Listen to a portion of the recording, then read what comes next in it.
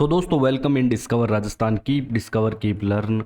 दोस्तों, जो आपके कांस्टेबल का एग्ज़ाम है उसके लिए भी ये क्लास इंपॉर्टेंट है, और कोई भी एग्ज़ाम दे रहे हो सबके लिए इंपॉर्टेंट है। प्रीवियस ईयर दोस्तों आरपीएससी और अधीनस्थ बोर्ड दोनों के यहाँ पे क्वेश्चन लिए गए हैं। टॉप 20 क्वेश्चन करने वाले हैं। इसकी सहायता से है ना अपना पूरा उच्च न्यायालय जो राजस्थान हाई कोर्ट है उसको अपने पूरा पढ़ लेंगे, हर चीज़ को जान लेंगे। जो जो इम्पोर्टेंट अनुच्छेद है वो भी मैं आपको बताऊंगा, हर चीज़ को जानेंगे। ठीक है, तो क्लास में आप अंत तक बने रहिए। इंपॉर्टेंट क्वेश्चन है। राजस्थान उच्च न्यायालय की मुख्य या प्रधान पीठ अगर आपसे पूछ ले कहाँ पे है, तो सभी को दोस्तों पता होगा। ये तो बिल्कुल इजी सा क्वेश्चन है। मुख्य पीठ या प्रधान पीठ की बात करें तो ये आपके दोस्तों आ जाती है कहाँ पे, जोधपुर में आ जाती है। ठीक है, पहले अगर जब स्थापना की गई थी ना इसकी, तो इसको तो स्थापना 29 अगस्त 1949 को हुई थी जयपुर में। लेकिन बाद में क्या है कि जो सत्यनारायण राव समिति है वो अनुशंसा करती है कि जयपुर राजधानी रहेगी, और इसकी जो मुख्य या प्रधान पीठ की जब भी बात आएगी तो जोधपुर ही आएगा। ठीक है, स्थापना पूछे वो अलग बात है। अब इसकी जो जयपुर पीठ है ना उसमें समाप्त कर दी गई थी। और जैसे पहले क्या है कि 29 अगस्त 1949 को क्या हुआ था कि जो राज प्रमुख थे सवाई मानसिंह, इनकी उपस्थिति में हुआ था। के वर्मा यहाँ पे वो मुख्य न्यायाधीश बनते हैं, शपथ लेते हैं। लेकिन फिर बाद में ऐसे प्रावधान आ गए थे कि संविधान के अनुसार ही फिर उनको अपना पद भी छोड़ना पड़ा था। उसके बाद क्या होता है कि सत्यनारायण राव समिति है उनकी अनुशंसा पे ही जयपुर पीठ को समाप्त कर दिया जाता है। लेकिन फिर 1977 में इसकी एक खंडपीठ है ना, ध्यान रखना, मुख्य पीठ नहीं है, खंडपीठ जयपुर में स्थापित कर दी जाती है। ये की जाती है, जयपुर को क्या बना दिया जाता है, खंडपीठ।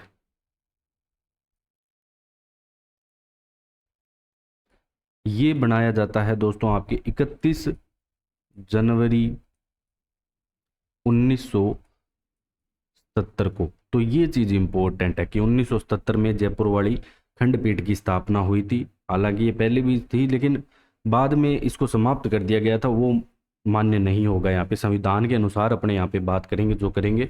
ठीक है, तो ये ध्यान रखना, मुख्य या प्रधान पीठ की स्थापना कहाँ पे हुई थी, जोधपुर में हुई थी। अब आपके नेक्स्ट क्वेश्चन पे चलते हैं दोस्तों। राजस्थान उच्च न्यायालय की खंडपीठ की स्थापना कब की गई थी? तो यही दोस्तों हमने लास्ट क्वेश्चन में किया है कि 31 जनवरी 1977 को खंडपीठ की स्थापना की जाती है। और आगे बात करेंगे और क्वेश्चन में बाकी। अब राजस्थान उच्च न्यायालय में न्यायाधीशों की अधिकतम संख्या ये 2015 में दोस्तों 50 कर दी गई थी। ये ध्यान रखना, ये क्या है, 49+1। एक आपकी मुख्य न्यायाधीश आ जाएगा और इसमें 49 आपके न्यायाधीश आ जाएंगे। तो ये ध्यान रखना 50 है, ये कुल कितने हैं, 50 है।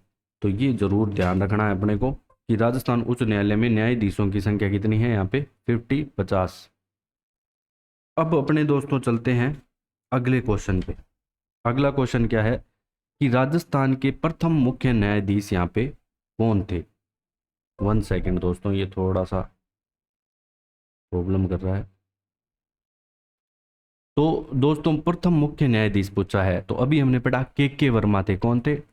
कमल कांत वर्मा। के वर्मा भी लिखा आ सकता है। और दोस्तों बात करें जॉर्ज ऑगस्टीन मसीह की, ये आते हैं 41 में। अब आपको कमेंट में बताना है दोस्तों, कमेंट करके बताओ। अभी 42 में बने हैं, करंट अफेयर में भी मैंने आपको कराया था 42 में। उनका नाम आपको क्या करना है, कमेंट करके बताना है। ठीक है, अब अपने चलते हैं नेक्स्ट क्वेश्चन पे दोस्तों। राज प्रमुख द्वारा राजस्थान के उच्च न्यायालय का उद्घाटन कब किया गया था? तो ये दोस्तों 29 अगस्त 1949 को दोस्तों यहाँ पे उद्घाटन किया जाता है। ठीक है, ये सारी बात मैं आपको पहले बता चुका हूँ। राज्यों के लिए उच्च न्यायालय संविधान के किस अनुच्छेद में है? तो ये इंपॉर्टेंट है दोस्तों। भारतीय संविधान के भाग 6 के अध्याय 5 में दोस्तों अनुच्छेद 214 से 231 है ना, ये उच्च न्यायालय की संरचना तथा कार्य का वर्णन करता है। तो सबसे पहले तो अपने को ये होना चाहिए पता कि जो अपना संविधान है, संविधान के भाग 6 में क्या है, संविधान के भाग 6 और अध्याय 5, अध्याय 5 में अनुच्छेद आता है 214 से लेके 231। ठीक है, तो ये 214 से 31 अनुच्छेद है ना, ये क्या करता है, उच्च न्यायालय की संरचना तथा कार्य का वर्णन।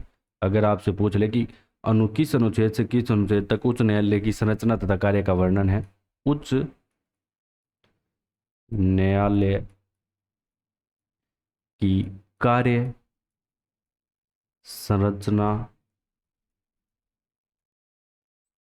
ठीक है, उच्च न्यायालय की संरचना तथा कार्य का वर्णन,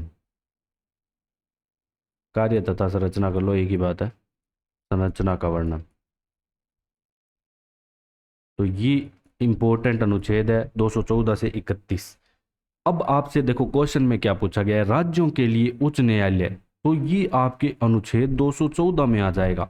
एक चीज यहाँ पे इंपॉर्टेंट क्या आती है दोस्तों, दो या दो से अधिक राज्यों के लिए भी एक उच्च न्यायालय की स्थापना करना, ये आपका अनुच्छेद आ जाएगा 231। तो ये मोस्ट इंपॉर्टेंट है आपके एग्जाम की दृष्टि से कि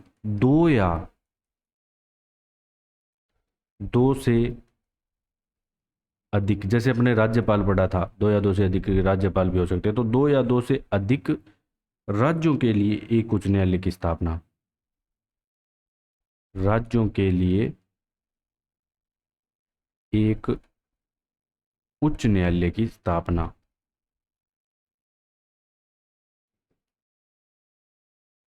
ये आपका आपका अनुच्छेद कौन सा आ जाएगा दोस्तों, 231 आ जाएगा, ठीक है। और 231 लास्ट है इसका। उच्च न्यायालयों के का अभिलेख न्यायालय होना, ये 215 में आता है। 16 में उच्च न्यायालयों का गठन आता है, इसमें क्या आता है, उच्च न्यायालयों का गठन। और उच्च न्यायालय के न्यायाधीश की नियुक्ति तथा उसके पद की शर्तें आपके 217 में आ जाती है, उसको अपने आगे देखेंगे, ठीक है। 17 इंपॉर्टेंट है। अब उच्च न्यायालयों का गठन पूछ ले आपसे, उच्च न्यायालयों का गठन, तो ये तो आपके आ जाएगा किसमें दोस्तों, 216 में। 19 में आपके क्या है कि जो शपथ और प्रतिज्ञान होता है ना न्यायाधीशों का, वो आ जाता है। अभी आपको क्या याद रखना है, एक तो इस क्वेश्चन में 214 याद रखो आप अनुच्छेद, और एक रखो 231। 214 में कि प्रत्येक राज्य के लिए, राज्यों के लिए उच्च न्यायालय की बात कही गई है। 231 में एक कह दिया कि दो या दो से अधिक राज्यों के लिए भी एक उच्च न्यायालय हो सकता है। अब दोस्तों क्वेश्चन नंबर 7 की बात आती है कि उच्च न्यायालय के न्यायाधीश की नियुक्ति तथा उसके पद की शर्तें संविधान के किस अनुच्छेद में है। उसकी नियुक्ति तथा उसके पद की शर्तें दोस्तों अनुच्छेद 217 में आती है, ठीक है। तो ये भी इंपॉर्टेंट है कि अनुच्छेद 217 में आती है उच्च न्यायालय के न्यायाधीश की नियुक्ति तथा उसकी पद की शर्तें। तो इसकी नियुक्ति राष्ट्रपति करता है, सलाह किसकी लेता है, सर्वोच्च न्यायालय के मुख्य न्यायमूर्ति और राज्यपाल की। तो इसकी नियुक्ति किसके द्वारा की जाती है दोस्तों, उच्च न्यायालय के जो न्यायाधीश है उसकी नियुक्ति कौन करता है, राष्ट्रपति, राष्ट्रपति। और इस नियुक्ति में जो सलाह ली जाती है वो किसकी ली जाती है, ये जीत जाती है एक तो सर्वोच्च न्यायालय के मुख्य न्यायाधीश, सुप्रीम कोर्ट है जो, सर्वोच्च न्यायालय के मुख्य न्यायाधीश, प्लस में दोस्तों राज्य के राज्यपाल, राज्य के राज्यपाल। इस क्वेश्चन को अपने आगे भी करेंगे एक बार और। अभी अपने को ये ध्यान रखना है अनुच्छेद 217 इंपॉर्टेंट है दोस्तों, ठीक है, जिसमें नियुक्ति के बारे में। इसके अलावा दोस्तों जो एक कार्यवाहक जो न्यायाधीश आता है उसका प्रावधान भी आता है, वो अनुच्छेद 224 में आता है। अब 229 में क्या है, उच्च न्यायालयों के अधिकारिक और सेवक तथा व्यय आ जाते हैं। ये इतना इंपॉर्टेंट नहीं है, जो इंपॉर्टेंट अनुच्छेद है वो ही याद रखो आप। 217 इंपॉर्टेंट है, 214 इंपॉर्टेंट है, ठीक है, 231 इंपॉर्टेंट है अभी तो। अब कार्यवाहक मुख्य न्यायाधीश की नियुक्ति का प्रावधान संविधान के दोस्तों किस अनुच्छेद में आता है, जब कार्यवाहक न्यायाधीश की बात आएगी तो कार्यवाहक के लिए दोस्तों जो आपका अनुच्छेद आ जाएगा वो 224 आ जाएगा, ये याद रखना है, अनुच्छेद 224। अब बात करेंगे दोस्तों अपने क्वेश्चन नंबर 9 की, उच्च न्यायालय का न्यायाधीश अपना त्यागपत्र किसे देता है। जो वह अपना त्यागपत्र देगा वो किसको देगा दोस्तों, शपथ राज्यपाल दिलाता है, नियुक्ति राष्ट्रपति करता है, तो शपथ कौन दिलाता है इसे, राज्यपाल दिलाता है। और त्यागपत्र किसे देगा? राष्ट्रपति को देगा अपना। अगर इसको अपना त्यागपत्र देना है तो किसको देगा? राष्ट्रपति को देगा। तो ये ध्यान रखना अपने को। तो शपथ की त्यागपत्र राष्ट्रपति को देगा। एक चीज दोस्तों ध्यान रखना, जो अपने लास्ट क्वेश्चन किया है ये वाला, इसमें क्या है कि मुख्य नहीं है, इसमें न्याय जो कार्यवाहक न्यायाधीशों की नियुक्ति का प्रावधान आपके 24 में है। जो मुख्य न्यायाधीश आएगा ना, ये अनुच्छेद 223 में आएगा। ठीक है, ये चीज थोड़ा, कार्यकारी मुख्य न्यायमूर्ति की नियुक्ति, कार्यकारी मुख्य न्यायमूर्ति की नियुक्ति, ये आपके दोस्तों अनुच्छेद 223 में आएगी। आपकी अगर बात करें तो दोस्तों हिंदी ग्रंथ अकादमी की किताब आती है, उसमें एक जगह 24 भी लिखा हुआ है, 23 भी लिखा हुआ है, तो इसमें ध्यान रखना। बाकी क्लोज ऑप्शन कम ही आएंगे आपके। 24 में तो आपके क्या है कि अपर और कार्यकारी न्यायाधीशों की नियुक्ति है, तो इसको मुख्य को हटा देना, इसको यहाँ से सीधे न्यायाधीश की नियुक्ति आपके अनुच्छेद 224 में ही रहेगी। फिर बात करें दोस्तों अपने क्वेश्चन नंबर 10 की, तो ये समझ आ ही गया होगा आपको। त्यागपत्र के अलावा दोस्तों अगर बात करें, एक तो बात होगी त्यागपत्र की, एक अगर मान लो इनको हटाना हो तो कैसे हटाएंगे। तो अगर आपको जो उच्च न्यायालय का मुख्य न्यायाधीश है, ठीक है, ये मुख्य लिख लेना इसको यहाँ पे, मुख्य न्यायाधीश, तो मुख्य न्यायाधीश है, उसको हटाना है तो कैसे हटाओगे? तो अनुच्छेद आता है दोस्तों 217, हमने पढ़ाई था 217(1).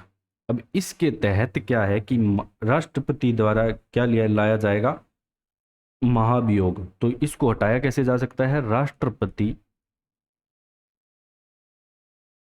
राष्ट्रपति महाभियोग के आधार पर, महाभियोग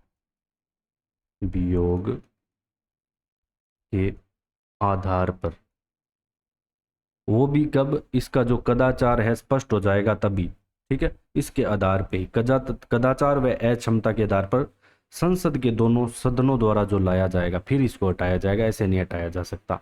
फिर बात करते हैं दोस्तों क्वेश्चन नंबर 10 की। राजस्थान हाईकोर्ट में सबसे लंबे समय तक सेवा देने वाले प्रथम दोस्तों यहाँ पे न्यायाधीश कौन आते हैं, जिन्होंने सर्वाधिक समय तक यहाँ पे काम किया है राजस्थान के उच्च न्यायालय में? तो उनका नाम आता है दोस्तों कैलाशनाथ वांचू।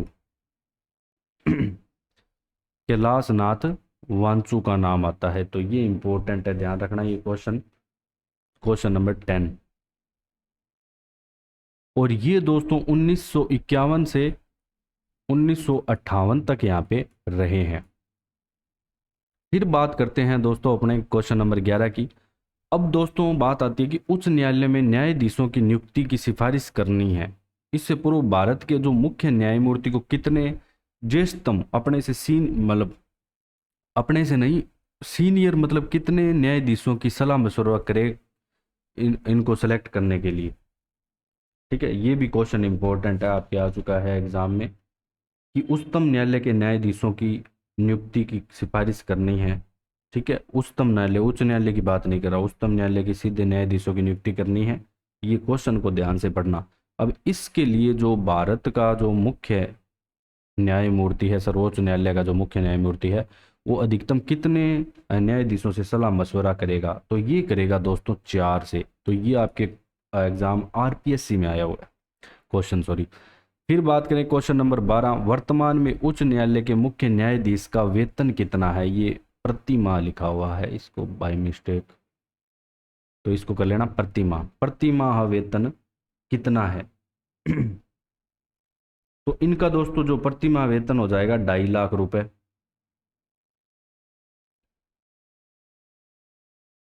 2.5 लाख रुपए। और अन्य न्यायाधीशों का कितना हो जाएगा दोस्तों?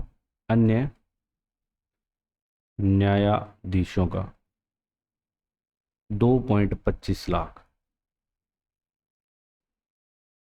प्रति माह। अब बात करेंगे अपने क्वेश्चन नंबर 13 की।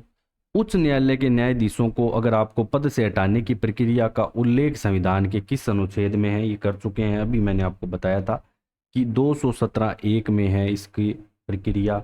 राष्ट्रपति महाभियोग के द्वारा इन्हें हटाया जा सकता है। अब बात आ जाती है इनके दोस्तों योग्यताएं क्या चाहिए अगर आपको भी बनना है न्यायाधीश? तो भारत का नागरिक होना चाहिए, 62 वर्ष से कम हो उम्र, एज किसकी, 62 वर्ष से कम हो, भारत के राज्य क्षेत्र में 10 वर्ष तक, 10 साल तक है ना, उसको कोई न्याय पद धारण करने का एक्सपीरियंस होना चाहिए, 10 साल का मिनिमम, क्योंकि आप उच्च न्यायालय के मुख्य न्यायाधीश बन रहे हो।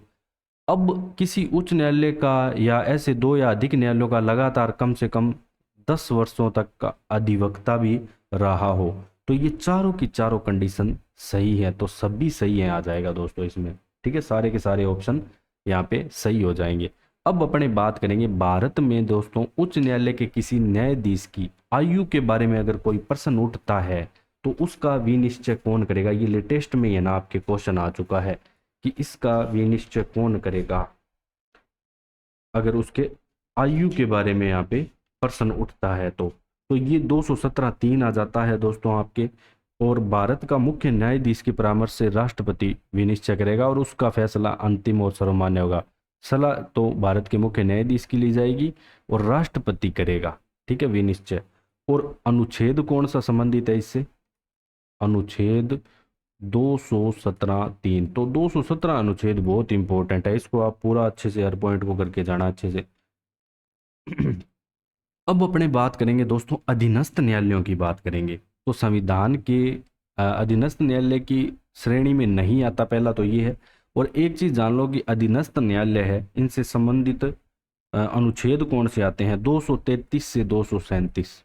तो अनुच्छेद आते हैं, जिला न्यायालय की बात की गई है 233 से 237 दोस्तों, अधीनस्थ न्यायालय यहाँ पे अनुच्छेद 233 से 37 इनसे संबंधित है। नियुक्ति इनकी राज्यपाल करेंगे, ये ध्यान रखना आप। और अब आपसे क्वेश्चन में क्या पूछा गया, कौन सा श्रेणी में नहीं आता? तो ये क्वेश्चन आपके कांस्टेबल के एग्जाम में आ चुका है दोस्तों 2007 में, पुलिस कांस्टेबल में। राजस्व न्यायालय इस श्रेणी में नहीं आता, सत्र मुंसिफ और अतिरिक्त जिला न्यायाधीश की अदालत इसमें आती है। और जिला न्यायाधीश की नियुक्त किए जाते हैं राज्यपाल द्वारा। तो जो जिला न्यायाधीश है, जिला न्यायाधीश, इनकी नियुक्ति कौन करता है? नियुक्ति करता है राज्यपाल, तो ये ध्यान रखना। उच्च न्यायालय की नियुक्ति राष्ट्रपति कर रहा था, जबकि जिला न्यायाधीशों की नियुक्ति कौन करेगा? राज्यपाल करेगा। और अनुच्छेद कौन सा होगा दोस्तों? अनुच्छेद यहाँ पे 233(1) रहने वाला है जिला न्यायाधीशों की नियुक्ति के लिए। और ये कर्ता किसके परामर्श से है? राज्यपाल करेगा। परामर्श इसमें किसका लेगा? सीधी सी बात है, उच्च न्यायालय का लेगा। ठीक है, राजस्थान के जो उच्च न्यायालय है इसका परामर्श लेगा, ये बात होगी। अब अपने चलते हैं क्वेश्चन पे। जोधपुर में राजस्थान राज्य न्यायिक अकादमी की यहाँ पे स्थापना कब हुई? तो ये भी आ चुका है आपके क्वेश्चन कि कब यहाँ पे इसकी स्थापना हुई। तो ये स्थापना होती है दोस्तों 24 जनवरी 2007 को। 24 जनवरी 2007 को इसकी स्थापना होती है। अनुच्छेद की बात करें उनमें और इम्पोर्टेंट कौन सा है? 233 तो हमने देख ही लिया था। ठीक है, इसके अलावा दोस्तों निर्वाचन आ जाता है 236 में इसका, कुछ वर्ग या वर्गों के, बाकी अनुच्छेद 233 याद रखना। जिला न्यायाधीशों की नियुक्ति, और ज़्यादा मत इसमें दिमाग लगाना, आप 233 याद रखोगे तो भी आपका काम आ जाएगा, यही ज़्यादा इंपॉर्टेंट है। ठीक है, वैसे 233 से 37 है इसमें पूरा अधीनस्थ न्यायालय की अगर अपने बात करें तो। फिर अब कुछ क्वेश्चन आ जाते हैं आपके जो पेपर में आ चुके हैं। तो अभी 217(1) की हमने बात की थी, अभी हमने क्वेश्चन किया है, वही सेम क्वेश्चन है। तो संविधान का अनुच्छेद 217(1) के अनुसार राजस्थान उच्च न्यायालय के मुख्य न्यायमूर्ति से भिन्न किसी भी न्यायाधीश, मुख्य न्यायमूर्ति की नहीं बात कर रहा, अन्य न्यायाधीश की नियुक्ति राष्ट्रपति किसके परामर्श के उपरांत करेगा? तो अभी हमने पढ़ा था दोस्तों किसके परामर्श के उपरांत यहाँ पे करेगा, 217(1) के अनुसार। ये बताना है आपको। तो राजस्थान उच्च न्यायालय के मुख्य न्यायमूर्ति, भारत के महान्यायवादी तथा राजस्थान के राज्यपाल। ऑप्शन नंबर 2 है कि राजस्थान के राज्यपाल, भारत के मुख्य न्यायमूर्ति तथा राजस्थान उच्च न्यायालय के मुख्य न्यायमूर्ति। ठीक है, संघ के कानून, न्याय मंत्री, ये कुछ तीसरा और चौथा ऑप्शन तो बिल्कुल ही गलत है। तो इसका दोस्तों जो करेक्ट आंसर है वो हो जाएगा आपका ऑप्शन नंबर दो यहाँ पे करेक्ट रहने वाला है। अब इसमें देखो, ये राजस्थान के राज्यपाल से लेगा, भारत के मुख्य न्यायमूर्ति से लेगा, और उच्च न्यायालय के मुख्य न्यायमूर्ति जो राजस्थान का उच्च न्यायालय मुख्य उससे सलाह लेगा, क्योंकि इनके सामान्य न्यायाधीशों की नियुक्ति करनी है। RAS 2013 में ये क्वेश्चन आपका आ चुका है। फिर बात करें दोस्तों, अब यहाँ पे निम्न में से किस तारीख को राजस्थान उच्च न्यायालय के नियम 1952 प्रभावी हुए? मोस्ट इंपॉर्टेंट क्वेश्चन है दोस्तों, आपके एग्जाम में आने वाला क्वेश्चन। तो 1 अक्टूबर 1952 को ये नियम क्या होते हैं? प्रभावी होते हैं। प्रभावी होने का पूछा है, ध्यान रखना। अब नेक्स्ट क्वेश्चन आपका दोस्तों कौन सा आ जाता है कि राज्य के मुख्य न्यायाधीश और अन्य न्यायाधीशों की नियुक्ति के द्वारा की जाती है। ठीक है, तो किसके द्वारा? भारत के मुख्य न्यायाधीश राज्य के राज्यपाल के साथ परामर्श कर राष्ट्रपति के द्वारा।